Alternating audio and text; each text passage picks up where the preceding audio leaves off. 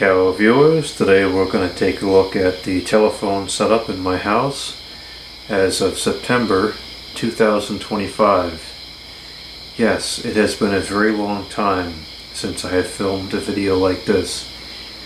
This channel has always kind of been just to film the things that I normally do throughout the day, and consequently it had to go through a significant period of metamorphosis as my life went through a period of metamorphosis. You know, there's a lot of work to be done when you own property and run a household, and consequently most of the videos I've filmed over the last couple of years have been on home maintenance and repairs and things I have to take care of around here. There's still quite a few projects to go, but I'm finally getting the place to the point where it's in pretty decent condition and generally copacetic. I have a bunch of electrical projects that we're going to be doing in the fall, but that's not quite yet. We got a few weeks before I'm going to get into that.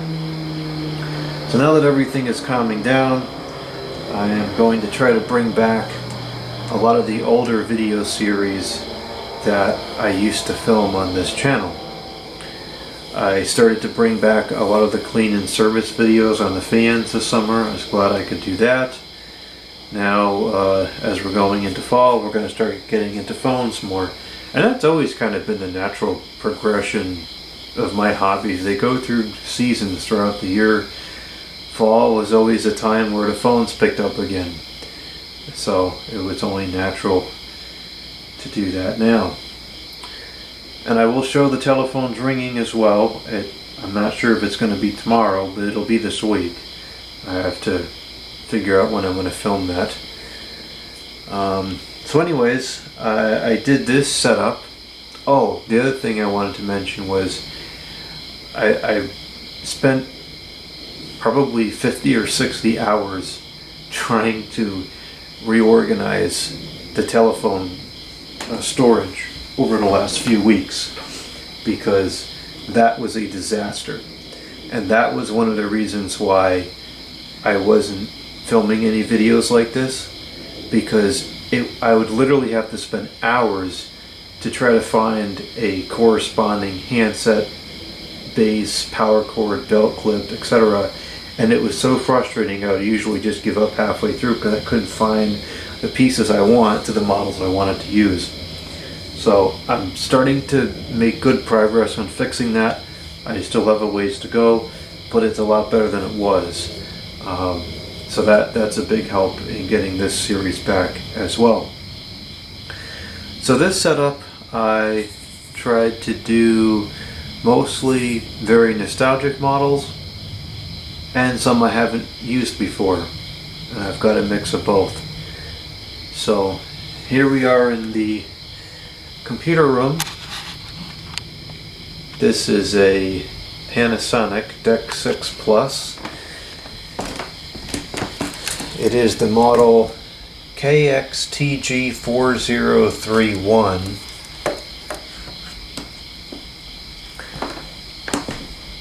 I think the configuration I originally bought this in was 4053B.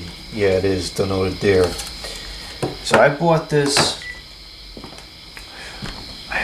thing in 2011 or 2012, brand new. It was a fairly recent model that had just come out, and I bought it because it was kind of advertised as one of the longest range models available. It came with 3 handsets and a range extender. A DECT 6 Plus was still pretty new at the time. I think it was only on the market for a year or two. And man, it's crazy to think these phones are almost 15 years old. Wow. So anyway, so I bought that because the range of the telephones was very important at the old location because the property was so long. Here it's not so much of a concern because even the lower grade phones in terms of range typically cover the majority of the property. It's not a big plot. But at the time, at the old location, the range was a big deal because I like to talk on the telephone outside. So I'd always try to find the longest range telephones. And I didn't know yet that the old 900 megahertz spread spectrum phones were the answer. So I went with something like this, thinking that it was the best. And then a couple of years later I would find out that it was actually an old 900 megahertz digital spread spectrum that I really needed.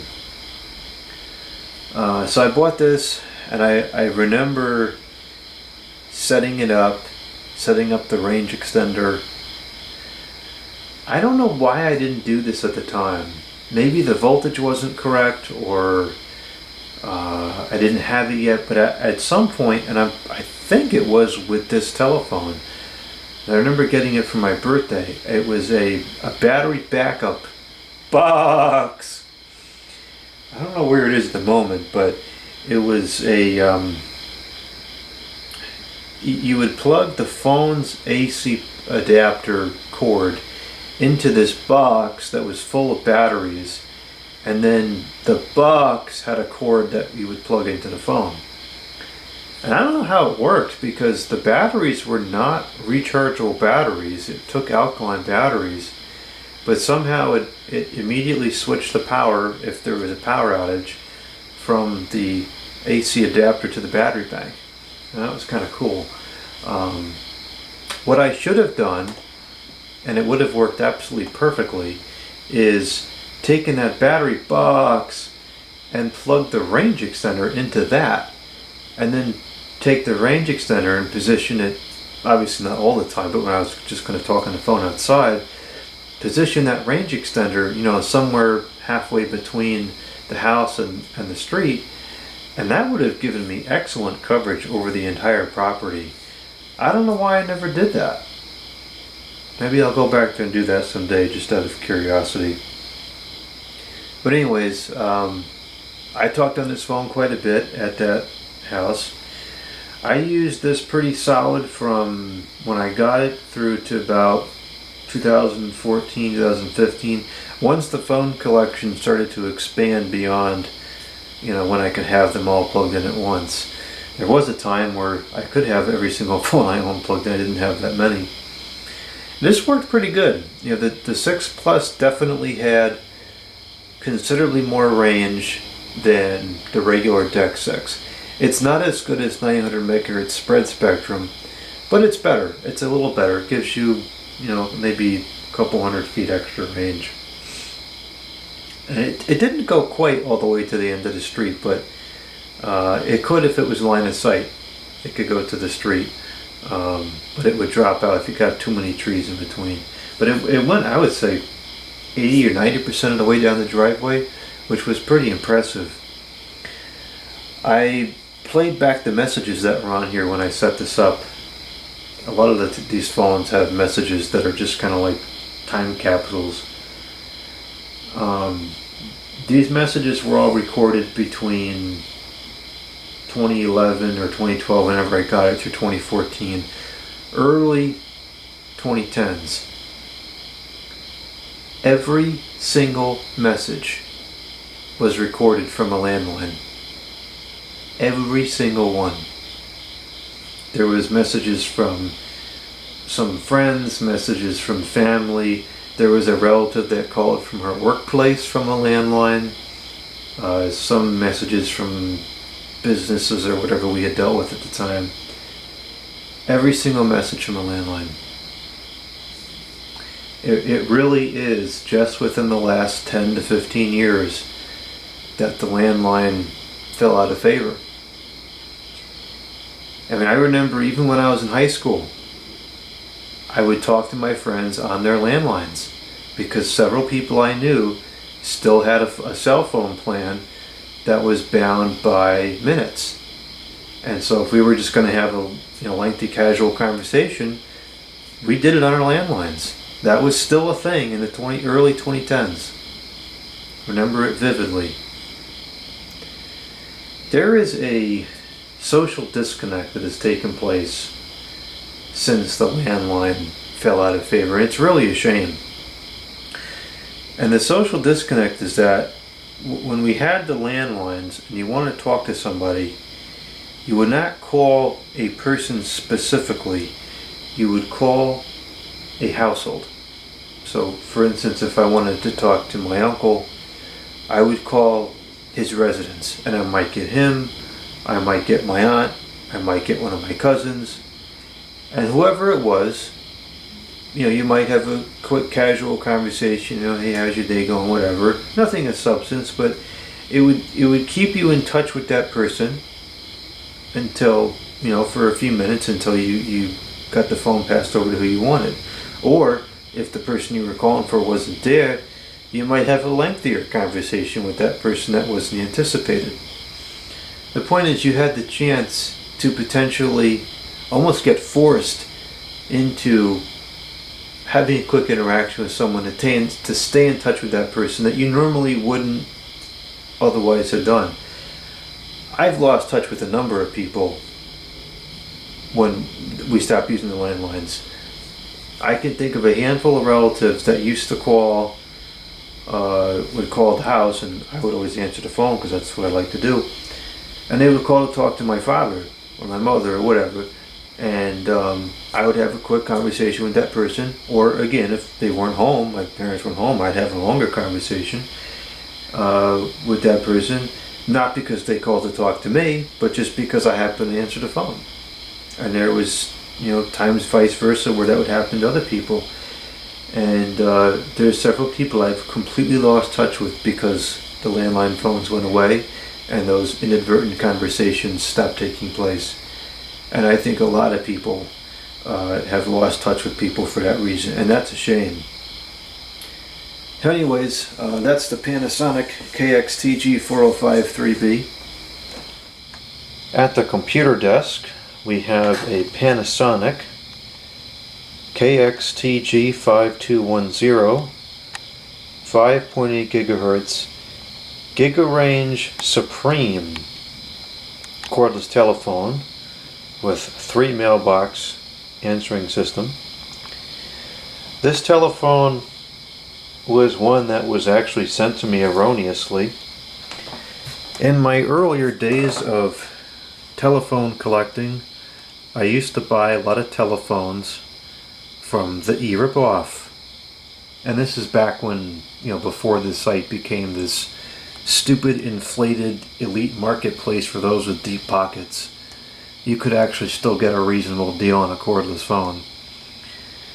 There was one seller in particular who I had bought a number of telephones from, and he had sent this one at one point by mistake instead of the one that I ordered.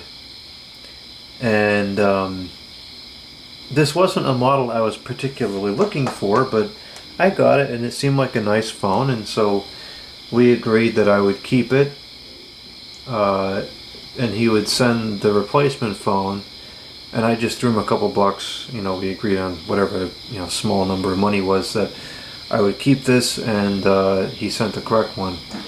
So again, a nice example of when the site was actually, you know, generally reasonable. So that's where this one came from.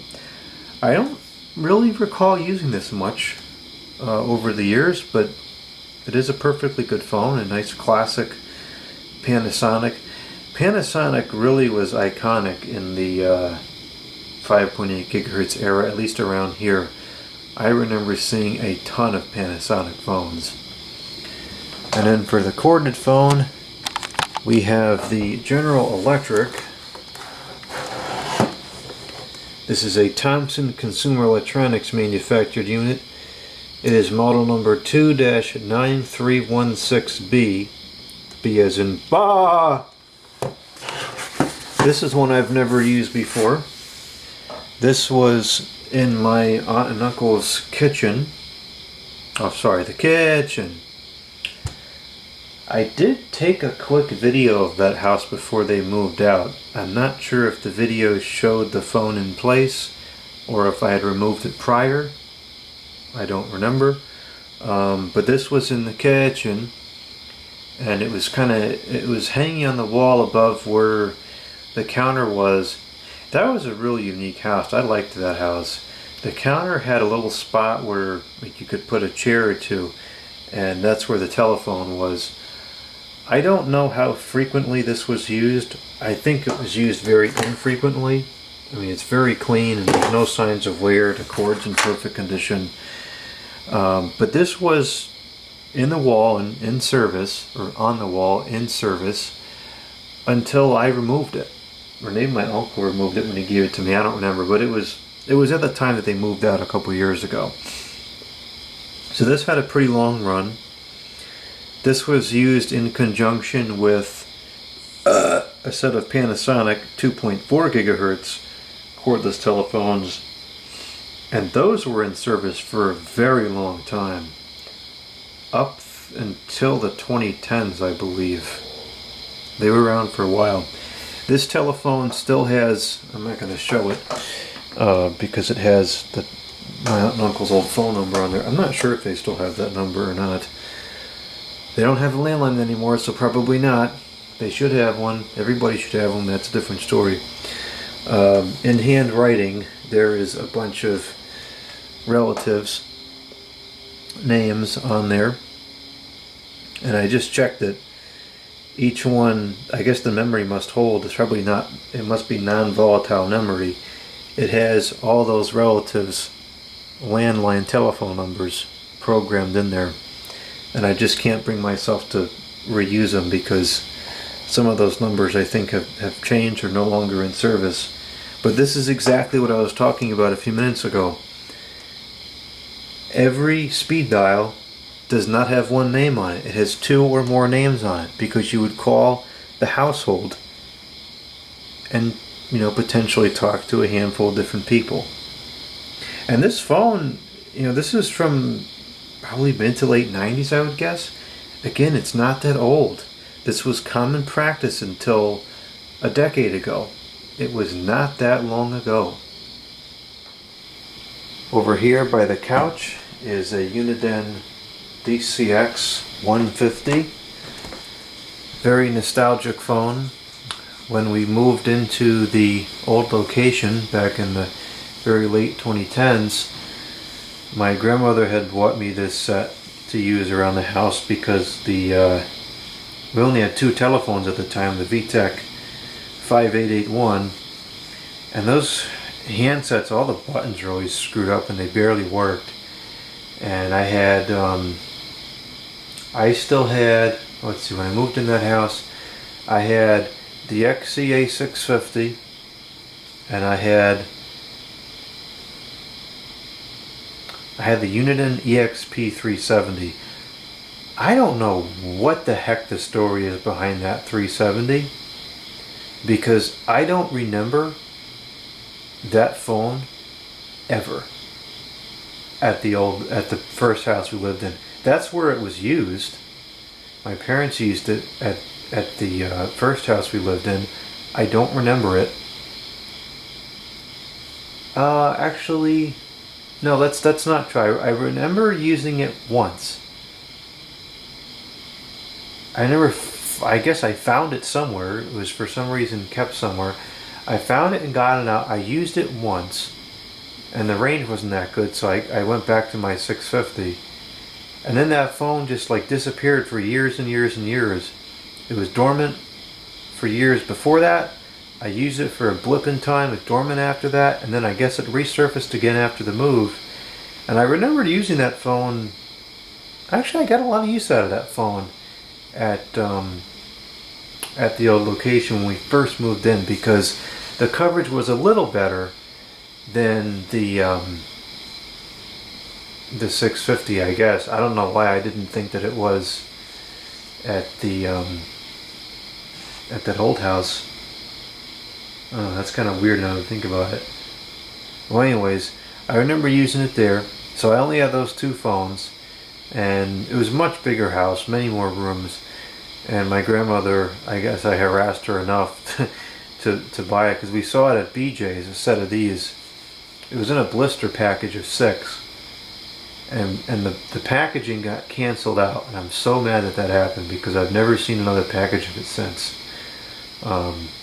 But she bought it at BJ's, and I remember setting up around the house, and it was the best thing ever because it had the same answering machine as the XCA-650, same answering machine system, more or less, the same voice, which is kind of incredible. That voice was used for so many years, and you know, these had pretty good coverage outside, definitely much better than the 650 or the 370. I talked on these things so much at that time. This phone system, especially once I got the waterproof one, I think it's almost always been in service through every setup, just because it's a nice, simple, reliable, easy to use, it talks good system.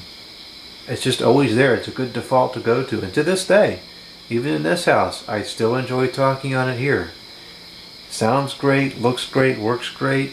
It's just, it really is like one of the best phones that was ever made, especially for the price that they cost when they were new.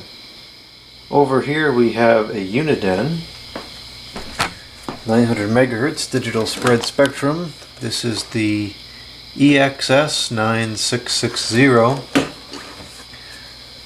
I don't remember what year I got this in, but this was a game changer because this was the best long-range phone I had. I think I had one 900 megahertz DSS prior to this one. I think it was a Panasonic. It was not quite as good as this one. This was the best phone I used in that location in terms of range. This would cover clear out to the street, no problems. It covered the entire property, which is amazing because some of that I think was over 1,000 feet of woods that it was going through. Excellent, clear sound. I would regularly get compliments at saying that the sound is extremely clear when I would call people on this telephone. It's just a great phone. This is another one that was almost always set up, because at least in the summertime, because it was the only one that gave full coverage outside, and I used this a ton. I would talk on this thing outside all the time in the summer because I could walk around the entire property and not lose signal. It was great. And on this side of the table we have a Panasonic KX-TGA549S. S as in S. And I'll get the model number of the base later on. So this telephone is very nostalgic. This is, I think this was the first Panasonic 5.8 gigahertz telephone I ever found. I remember the tag sale I picked this up at. I used to work on Saturdays when I was in college. I worked at a computer repair place, and there was a Saturday shift that I always opted for. It was 8 to 12,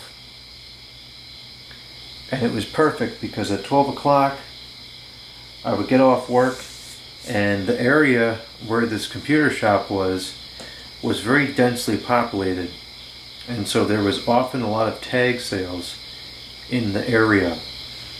It was usually a very slow shift too. It was seldom that any customers would come in on a Saturday.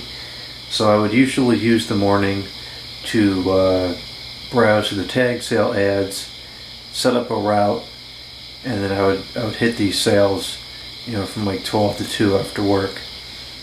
And sometimes there would be a cordless phone.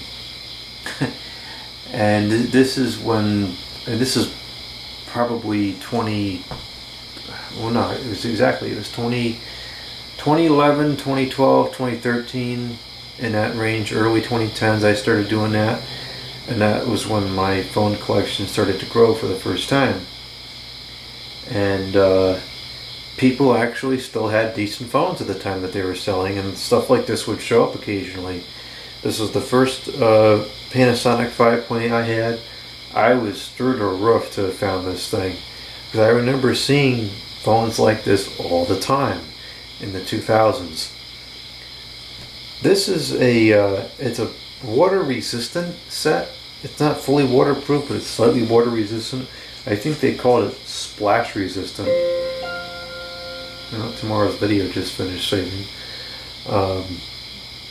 Yeah, I vividly remember the Saturday I picked it up. The base was listed for sale in the house, and so I picked up the base and I was walking through the rest of the house, and I saw a handset upstairs, and it was still plugged in and connected, so I had to ask the lady running the sale about the handset upstairs, and she said, oh, I don't know, we'll go check, and she said, oh yeah, you can have it with the phone. So I got the base and the expansion handset, and I remember taking it home, and the first thing I did when I got home was I plugged it in and charged it up, and I couldn't wait to use it. Very exciting. So this phone holds a lot of memories of the early 2010s, and it's a good set too. It's got good range. It's a nice, solid, heavy-duty phone. A little bit more solid than some of the other models they made. It's got some rubberized grips, whatever you call it. The battery comes off nicely like this. This is a much better design than the slide-on clips. It does have a belt clip option, but I don't have the clips. And I think that the light actually has, like, you can change it to different colors or something, I think, maybe. Let's see. Maybe now. Some of them you can change the colors, but anyways, this was my first Panasonic 5.8, and I thought it was fantastic. And the corded phone here is an AT&T 100. This is another one that's very nostalgic. I had this telephone back in the 2000s at the first house we lived in. I remember finding it at my aunt's house one day. This is a different aunt and uncle that had the GE phone over there. I remember finding it in like a closet in her downstairs area one day, and I asked her if she was still used it anymore, and she said no, I could have it. And to get a telephone at that time was rare. So I remember getting this vividly, and I took it home and plugged it in. And I still remember this to this day. The first call I made, I tried to call my mother to her cell phone, and I must have pushed a number wrong or something, and I called the fire department by mistake. I don't know how the heck I pulled that off. I was terrified I did that. Oh man. But I had enough sense when the firemen answered. I had enough sense to stay on the line and said, I'm sorry, I typed in the wrong number. And he knew it. He could tell it was a mistake, but he knew I was young, and he asked me like who was in the house with me or whatever. But I was able to divert that. Even at single digit age, I knew enough to stay on the phone and explain what happened. And sure enough, nothing came of it. Because if I had hung up, probably would have sent fire truck to the house or something crazy like that. But yeah, I used this phone a lot over the years and at that house. And I actually have a very early video that I recorded in mid to late 2010s. I mean 2000, might be 2008, 2007. I was filming a fan, and the phone rang in the background, and you could hear this telephone. So maybe I'll dig out that video someday. Here in the bedroom, we have an AT&T telephone. This is the AT&T CL82409. And the battery cover foam is in deep stages of decay and has made a mess on the table. Great. A freak show. Always in the video. So this telephone, I remember this is kind of stupid, but At the old location, I was used to decorate everything for all the holidays, and in the fall we would celebrate the harvest with orange lights and whatever. And I had a string of orange lights that I put in the bathroom, and I remember in the mornings in the fall, because it would be dark out when I would get up to go to work. I remember, and actually this was on the Saturday morning because that was an early shift. I'd get up early, and I remember in the bathroom I'd had those lights on, and I would call the weather forecast just to hear for that day. And I remember using this phone on occasion because the backlighting just looked really interesting under that orange lights in the bathroom. These are actually really good phones. I think that a lot of these earlier AT&T or VTech DECT 6 phones are highly underrated. They talk very well, they perform well, the screens last, they're very responsive, you know, the operating system is quick. I think they're excellent phones. I bought these because I remember seeing a video.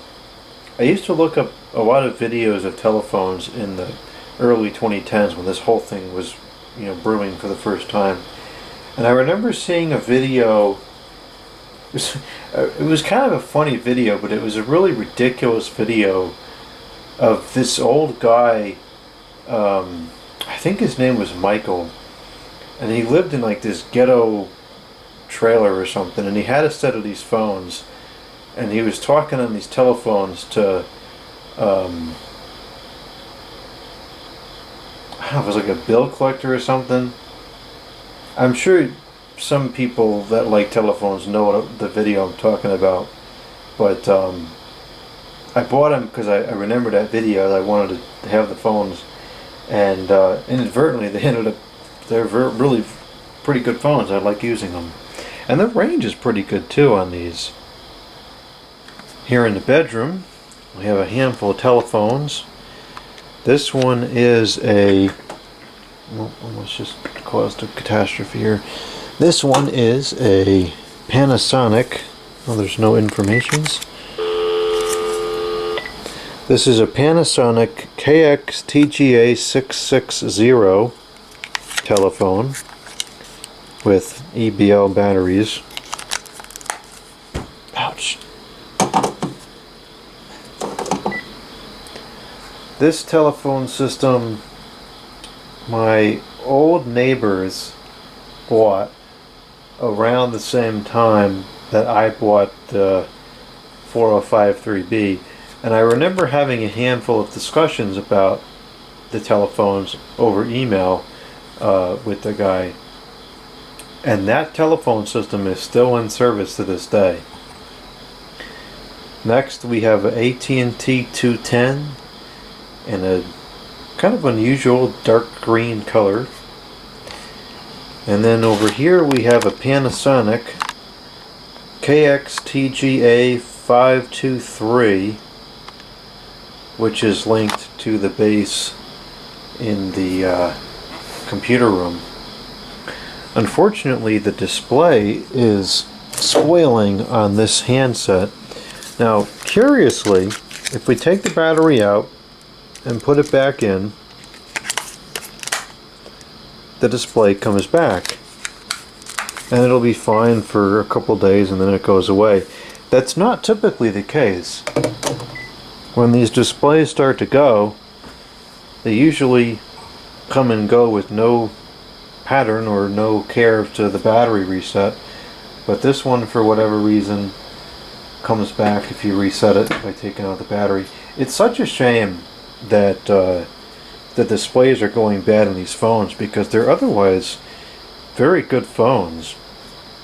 And this is a pretty cool charging cradle. That's all this is. It's a glorified charging cradle with an alarm clock. The time display is really nice. The alarm itself is kind of too quiet for my preference, but the display is nice because the numbers are big. I can see it from all the way across the room during the day.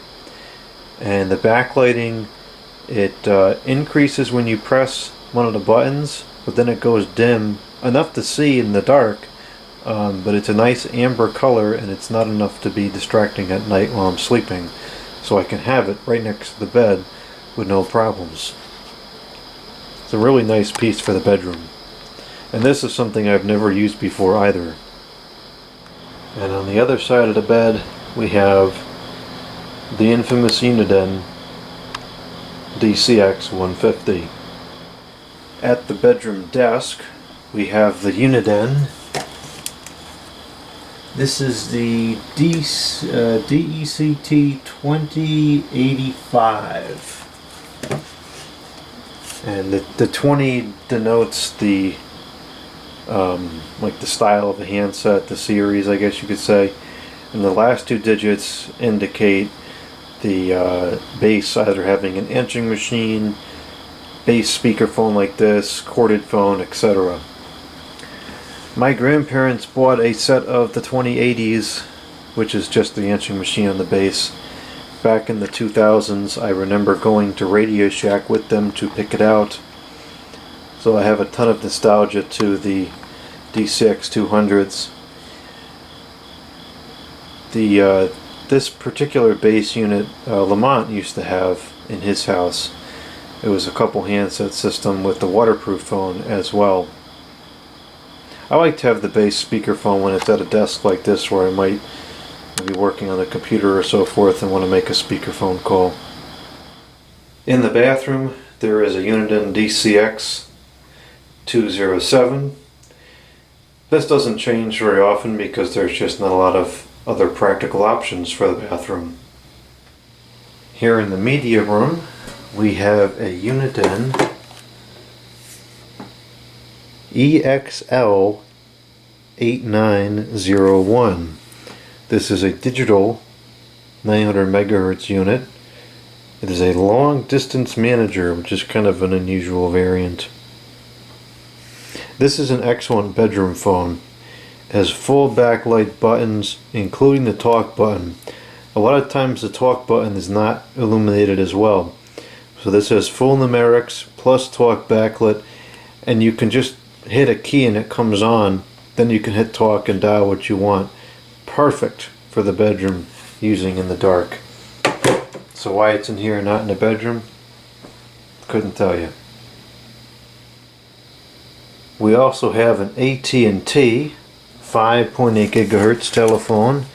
This is the EP5632. I really want to get some more handsets for this. I really like this model. It has the best ringers and it talks really good too. Very, very loud, exceptional speakerphone, and the range is quite good as well. It's expandable up to 12 handsets. I suspect that this probably came later on in the 5.8 gigahertz era, but I'm not completely certain. Really good quality stuff. AT&T, VTech, they made really good phones in the 5.8 gigahertz era as well. It's just a shame that the handsets so consistently had screen failures. This one does not seem to have the screen failures, which would make sense because it's a totally different design than the basic LCD display with that lousy ribbon cable. And over here is the Motorola H2 cordless telephone. This is a really cool set. It's like a Trimline style, but it's cordless. Really, really unique design. It works okay, it talks decent. Could use a touch more volume on speakerphone, but it's overall not bad. I would assume this is a Thompson made product. Thompson, I don't feel like made very good telephones, but this one at least the screens are all working. Everything seems to be fully functional thus far. It's got really tacky, cheap, hollow feel to it, but it's just such a cool form factor, especially hanging on the wall. The ergonomics are kind of poor though. It's really too small, and the buttons are not backlit, which really bothers me. But form factor, super cool. And lastly, in the media room, we have another Panasonic KX-TGA660.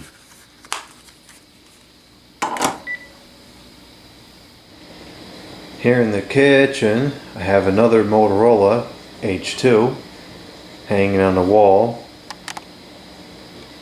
It's just such an interesting model. It's almost like a conversation piece, because people that are old enough to remember like Trimline phones will see this, and it just doesn't make any sense until you realize that it's a cordless unit. In the dining room remains the Uniden DECT-1580. In the kitchen we have a Panasonic KX-TGA549S 5.8 GHz Gigarange cordless telephone. This is another model that I remember getting in my early days on the eBay. I think I bought it with it was a 2 handset system. This was one of the very early 5.8 gigahertz models, and it was kind of notable historically because it was a single band 5.8 gigahertz both ways, and that was not often the case, because VTech, when 5.8 first came out, VTech was playing games with dual band phones, and so Panasonic advertised this as a single band phone, and that was, you know, valid advertising, and it was true. But this was ridiculously clunky for the time, and it used nickel cadmium batteries still, which it would burn through those like crazy. There was a lot of complaints if you find the reviews. I don't think that these reviews are still available, which is really unfortunate.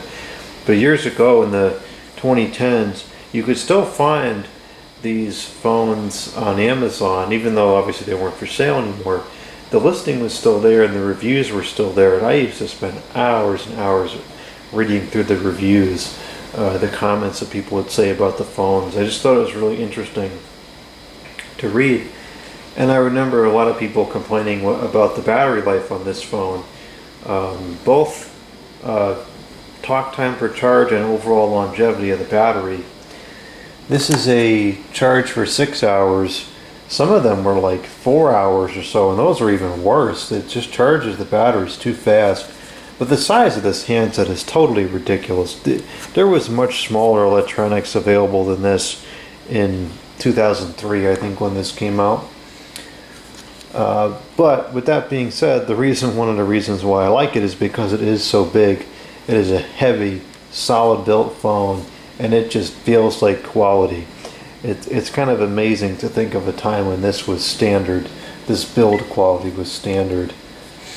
This is a pretty good phone. It talks pretty good. It's got a really nice speakerphone in terms of the volume. The pickup on this though is not the greatest. You have to kind of shout when you use this telephone. It does have decent range, but it's not like off the charts considering all these huge antennas we have on there. That other 5.8 system I showed earlier in the video has about the same coverage, if not slightly better, and it's a fraction of the size. And here by the refrigerator in the kitchen we have the Uniden, what is this one? This is a DWX337. Very nostalgic phone. We had gone to a vacation house in the early 2010s. I want to say it was 2013 or 2014. Probably 2013, I think, was the first time that we were there, and it had one of these phones there. That was the first time I had seen it. It was still fairly new at the time. I think that well, Uniden stopped making phones in the US, and I want to say it was 2012 maybe? 2013? So this was one of the last models that they sold, and it was a pretty good phone. The range is a little better than some of the previous iteration, which was the 227, I think we said, 207. Range was a touch better. And I really like the feel of these buttons. They have a nice feedback to them. The only problem with this phone is the display is, you know, kind of poor contrast, because it's what ends up being like blue font and a blue backlight. And it's got the signal meter, which is kind of cool. Not many cordless phones have that. But I have a lot of memories of using this telephone on that vacation.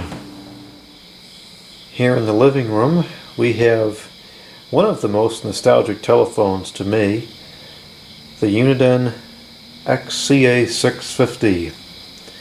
This was the first cordless telephone I ever had. My uncle gave it to me sometime around, I want to say like 05 or 06, somewhere in there, mid-2000s. He had given me this after he replaced it with the VTech 6763.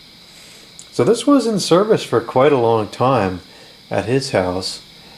And then I used this through the entire time that we lived in that house.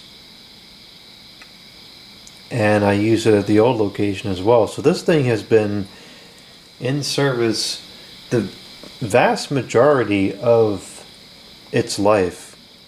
It was out of service for a short period of time when my uncle first gave it to me.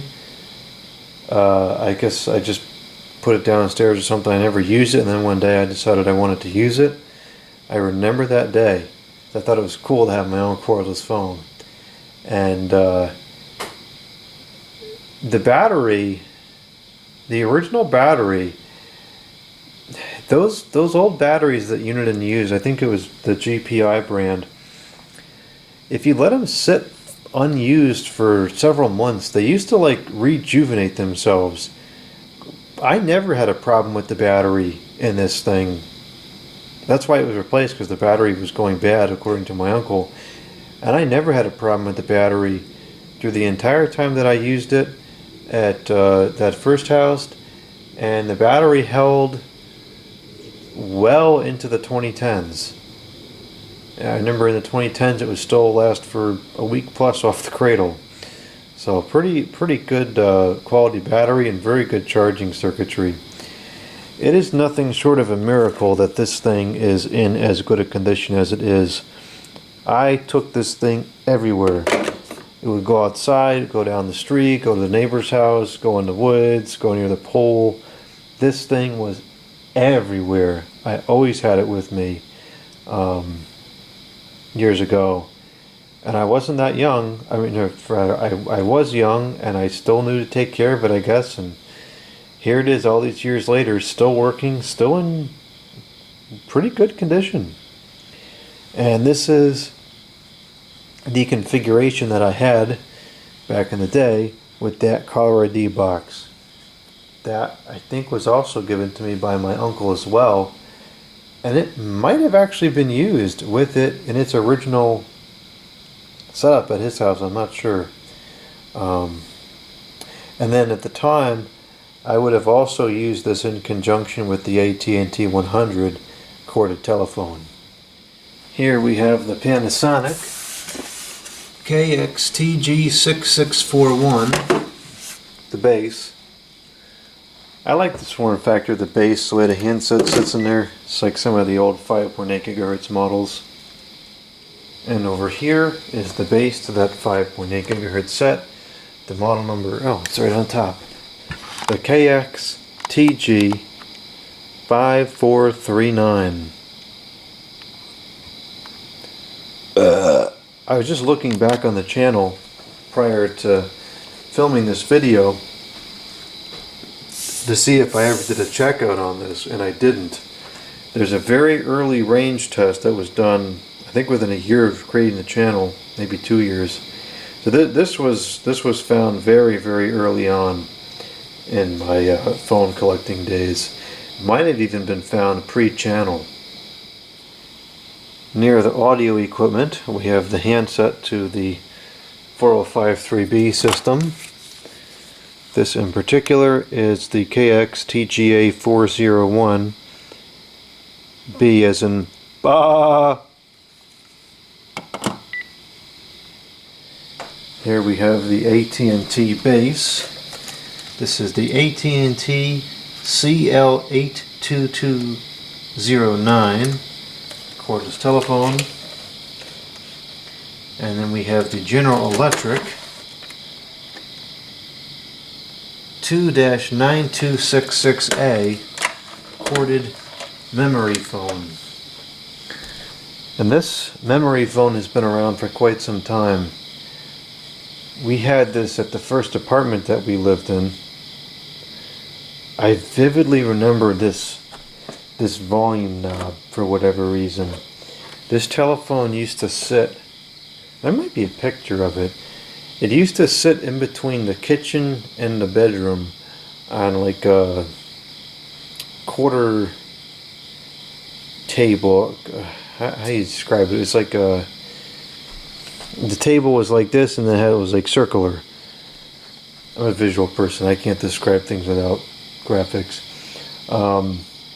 It sat there, had a long cord, and it was there for probably as long as I lived in that house. And then it ended up, I think it ended up back at my grandparents' house for a while, and then I took it back to the old location when we moved in there. I used it there sometimes, and now it's here. This was originally my mother's telephone, and I actually have an old VHS tape of the birthday party where she got this telephone as a gift. And it's funny because she opens it up and the awe of everybody there, like, oh, a telephone, like it was the best thing ever at the time. And over here we have a red Uniden DCX-150. Here in the studio we have a GTE branded 2554 corded wall phone, and since the ringer doesn't work, we have a Western Electric bell box. On the studio computer table we have another Panasonic KX-TGA660,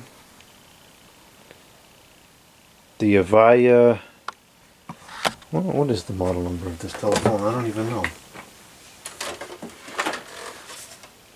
Does it have a model number? Nah, does it? Not really. It's made in Mexico. I guess that explains why these always last so long. Mexico seems to do very good quality manufacturing. Oh, this is totally messed up now. All that to not even get the model number. Well, as they say, a freak show. Always in the video. Well, it's whatever the model number is, I don't know. Usually partner 1D or something. And then we also have next to the computer the Motorola H2. And on the windowsill by the chair there is another AT&T CL82409. I think that's what it was. I'll put the correct number in the video box, whatever it is. In the boiler room there is a burned out light bulb, so it's kind of dark in here. There's a black AT&T 210. And in the cleaning area, which is a total disaster right now because of the pellets move in, there is a cluttered out Uniden DCX-150. In the garage we have a Cortelco 2554 wall phone. I want to add a callerID box to this eventually. And above it, even though the ringer does work, there is a wheel lock, obnoxiously loud ringer. And that ringer is the model TB-593 Telbel. Ding! By the computer we have an NEC DTR-1-1 tel for the telephone, and the AT&T EL51103. And we had a Uniden DWX207, but the battery just died today, actually this afternoon. I had it outside and I went to use it and the battery was completely dead. And when I put it back on Cradle, it was doing that thing where the battery or the display just blinks on. Usually that means that the battery is spoiled, and it's been doing that continuously, so I'll just replace the battery. And then we also have another Panasonic KX-TGA549S.